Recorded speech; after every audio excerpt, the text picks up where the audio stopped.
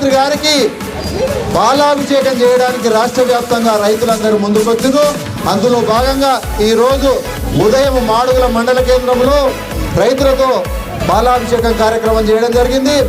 అదేవిధంగా ఇర్వేన్లో కూడా మన కాంగ్రెస్ పార్టీ పక్షాన మరి నూతనంగా ఒక గౌరవ ఎమ్మెల్యే గారి సహకారంతో తన నిధుల నుంచి ఒక మోటారు సింగిల్ ఫేజ్ మోటార్ను శాంక్షన్ చేయించుకొని ఇప్పుడే దాన్ని మోటార్ను ప్రారంభం చేస్తున్నాం.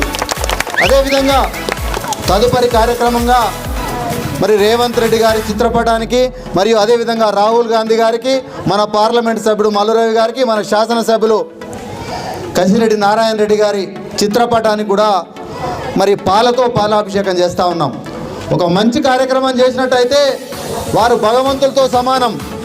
మనం దేవునికి ఏ విధంగా అయితే పాలతో శివునికి ఏ విధంగా పాలాభిషేకం చేస్తామో అదేవిధంగా ఈరోజు రైతుల పాలిట దేవుడైనటువంటి మరొక ద్వారా రైతులతో రాష్ట్ర వ్యాప్తంగా ఉన్నటువంటి మండల కేంద్రాల్లో ఉన్నటువంటి రైతు వేదికల ద్వారా రైతులతో సమావేశాలను ఏర్పాటు చేసి ఈరోజు 4 గంటల నుంచి కూడా ₹1,00,000 వరకు రుణాన్ని, 2 లక్షల రుణం తీసుకునే వరకు మాఫీ ఉంటుంది. కానీ ఈరోజు ఏకకాలంలో రాష్ట్ర వ్యాప్తంగా దాదాపు 7,000 కోట్ల రూపాయలు ఈరోజు ఒకరోజే రైతుల ఖాతాల్లో జమ చేసినందుకు నిర్ణయం తీసుకొని రీతిలో రుణమాఫీ కార్యక్రమాన్ని ఎంచుకున్నాడు.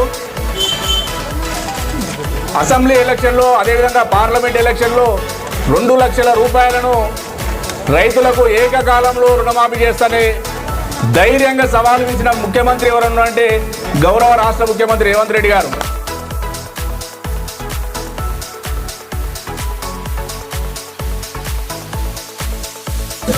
స్టూడియో S1 మంచి పేరు తెచ్చుకోవాలి.